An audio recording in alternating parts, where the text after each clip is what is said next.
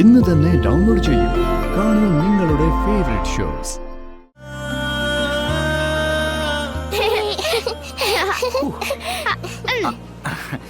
Sorry ഒരു അത്യാവശ്യ call വന്നുണ്ടാ. Sorry.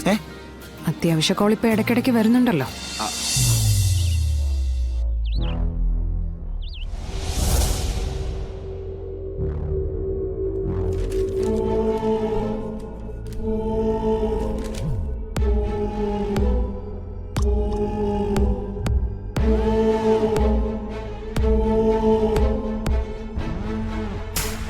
ഈ 2 ലക്ഷത്തിന്റെ കണക്കില് നമ്മൾ പറഞ്ഞ ലോഡ് മുഴുവൻ കയറി പോവോ സ്വാമി?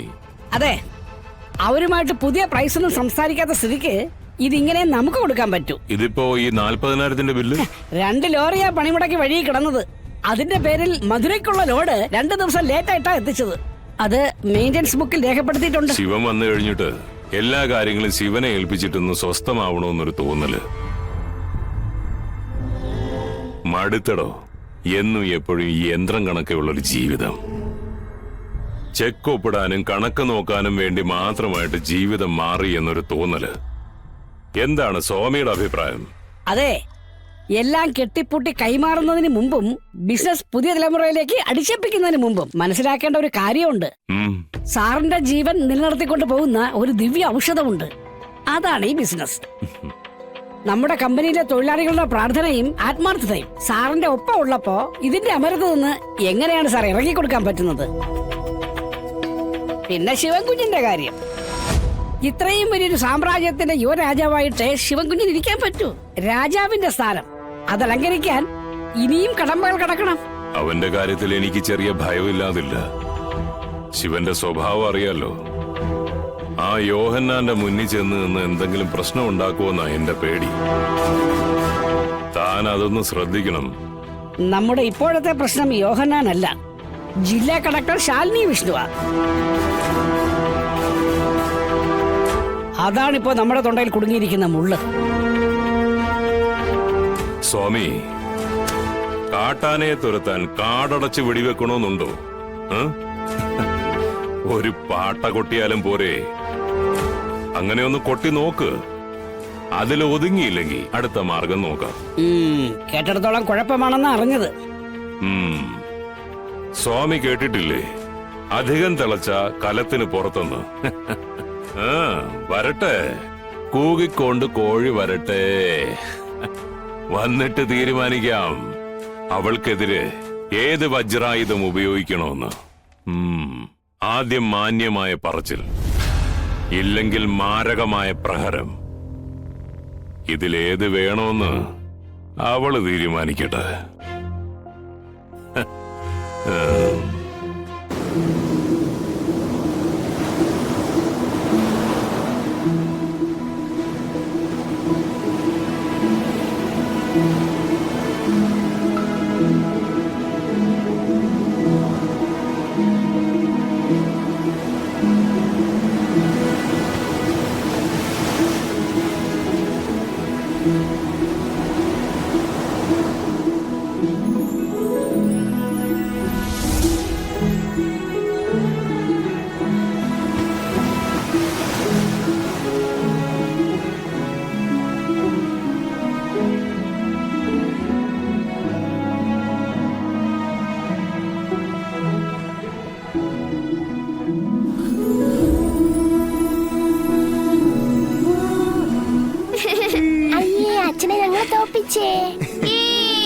പിന്നെ നിങ്ങൾ എന്തോ ഓട്ടോ ഓടിയേ? കുറച്ചു നാള് മുന്നേ ആയിരുന്നെങ്കിൽ എന്നെ തോപ്പിക്കാൻ പറ്റില്ലായിരുന്നു. ഇതെല്ലാരും തോറ്റു കഴിയുമ്പോ സ്ഥിരം പറയുന്ന വാചകവാ. എന്നാ ഒരു ഓട്ട മത്സരം നടത്താം. അത് ശരിയാ. പക്ഷേട്ടാ റെഡിയാവ്. പിള്ളേരുടെ മുമ്പിൽ മാനം കളയരുത്. ഓക്കേ, ഞാൻ തയ്യാറാ. അപ്പൊ റെഡി 1 2 3 എന്ന് പറയുമ്പോ ഓടിക്കോണം. ആ കാണുന്ന റെസ്റ്റോറന്റ് ഇല്ലേ, അവിടെ വരെ ഓടിയിട്ട് തിരിച്ചു വരണം. ഇങ്ങോട്ട് നിക്കച്ചാ. അപ്പൊ റെഡിയാണല്ലോ? Okay, ready 1 2. അതെ, ഒരു ഫോൺ വരണ്ടേ. വിഷ്ണു ഏട്ടാ ഫോണൊക്കെ പിന്നെ എടുക്കാം. അയ്യോ നല്ല ചക്കരകളല്ലേ, ഒരു മിനിറ്റ്. തൽക്കാലം അവർക്കൊപ്പം താനോട്. മക്കളെ അച്ഛത പോരാ പോരാ. ആ എന്നാ അമ്മ വന്ന് നിക്ക്. ഞാനൊന്നുമില്ല. നിന്റെ അച്ഛനാ ഓട്ടക്കാരൻ. കണ്ടില്ലേ, ഒരു ഫോൺ വന്നെന്നും പറഞ്ഞ് ഭാര്യ മക്കളെ ഉപേക്ഷിച്ച് പോയിരിക്കുക. എന്നാ എന്നെ പിടിക്കാൻ വാ. ഞാൻ റെഡി.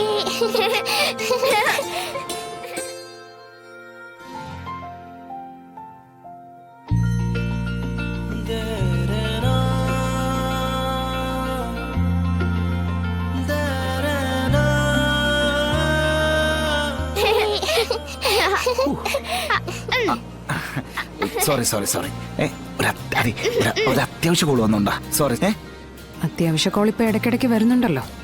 അതെ, ഓടിത്തളർന്നുകൊണ്ടാണോന്നറിയില്ല, നല്ല വിശപ്പുണ്ട്. നമുക്ക് എന്തെങ്കിലും കഴിച്ചാലോ? ആ അത് കൊള്ളാം. എനിക്കും മന്തി മതി. എനിക്കും മന്തി മതി. ആ നിനക്കെന്താ വേണ്ടേ? ഓ, എനിക്ക് മന്തിയൊന്നും വേണ്ട. എനിക്കൊരു മസാല ദോശ മതി. ഓക്കേ. പക്ഷേ ആദ്യം എനിക്ക് കുറച്ച് വെള്ളം വേണം.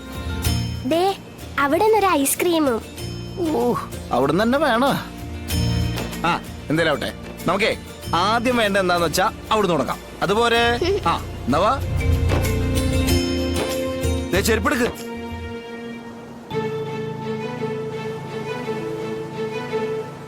അപ്പൊ ആദ്യം ഐസ്ക്രീം അല്ലേ? ഐസ്ക്രീം. ആദ്യം ഐസ്ക്രീം കഴിച്ച്, പിന്നെ മന്തി കഴിച്ച്, പിന്നെ അത് ഇത്, പിന്നെ അച്ഛന്റെ കയ്യിലെ കാശൊക്കെ കളയണം കേട്ടാ. നീ ഇപ്പോഴും ഉപ്പുകാറ്റും കൊണ്ട് നിൽക്കുവാണോ? ഏയ്, ഞാൻ ചുമ്മാ അങ്ങനെ നിന്നേ ഉള്ളൂ.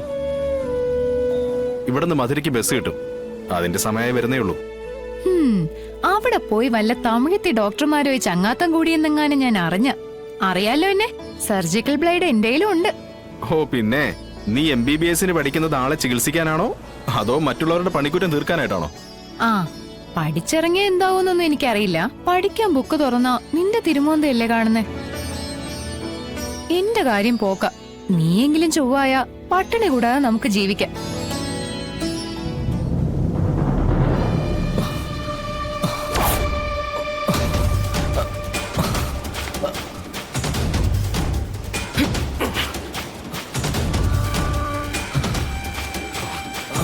നിക്കണോ?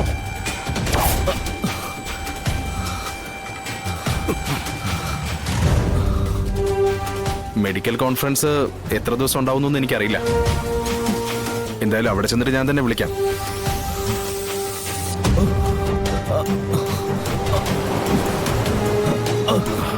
അതെ, ഫോൺ ഞാൻ വെക്കുവാണേ. എന്താടാ, ബസ് വന്നോ?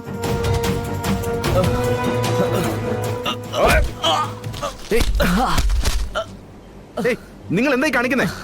ഇദ്ദേഹത്തിന്റെ പ്രായത്തെങ്കിലും ഒന്ന് ബഹുമാനിക്കാൻ പാടില്ലേ?